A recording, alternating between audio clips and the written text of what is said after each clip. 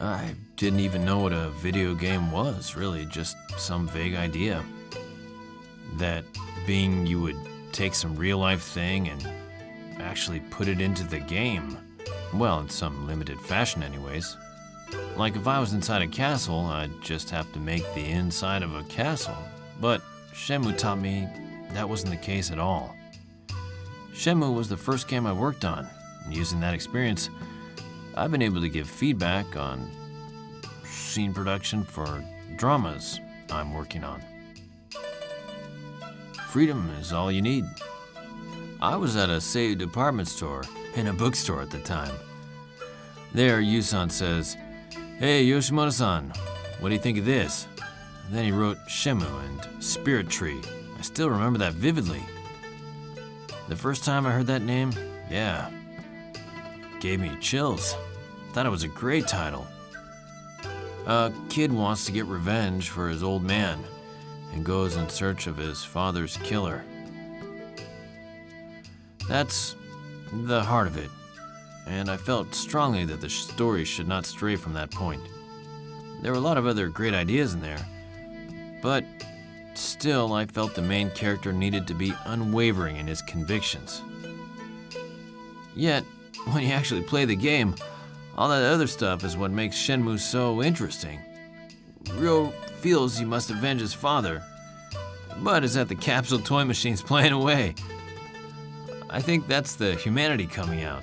Those that really want to get into it, become the character, and go straight ahead can do that. But for every gamer, there's a different way to enjoy the game. That's the really interesting aspect to it. So when I sat down to play it, I was like that. If your old man has that kind of house, he has to be a person of some character and integrity. Having grown up under a father like that, you'd probably feel rather restricted. But, without a doubt, he'd probably be very fond of him. At his dying father's last words, well, in the game, he may not have reflected on it much there, but there would be a lot going on through his head about what his father did. That would get more and more imprinted on him. And as he goes out and meets all these different people, he would come to know where he came from. With the death of his father, it would be like Ryo continuing on in his father's footsteps. To make it sound cool, that is. His brain is always working. He's seeing and thinking much farther ahead of someone like me. When we are having a meeting, I often feel like that. I'm not the type to be adversarial with people. I want to make something that will make other people happy.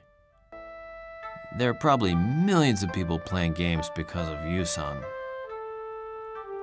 If Yusan says, "Hey, this is pretty interesting," I think they'll be happy too. I don't know what gamers want, where their compass is pointed. If I make something and Yusan is happy with it, it must be good. If it isn't, it'll show on his face, and you'll know it's boring, and the players will think it's boring too. That's kind of how our relationship stands. When I first became involved with Shenmue, I'd just celebrated my 40th birthday. It was at the Sega offices with a few of us there. At that time, I didn't think I had changed at all, but I probably had changed. Now, 17 years, 15 years having passed until Shenmue 3, I've probably changed even more. I had no intention of that happening, but with each line I wrote, yeah, it changed me. I think about it, and I couldn't tell you how, but I'm excited to test it and see for myself. I'm ready to be part of it again. It's like meeting myself as I was 15 years ago. It should be a really nice opportunity. It's definitely not TV work. It's being asked to play the same person in a part you did before. Being able to do something you did 15 years earlier should be an invaluable experience.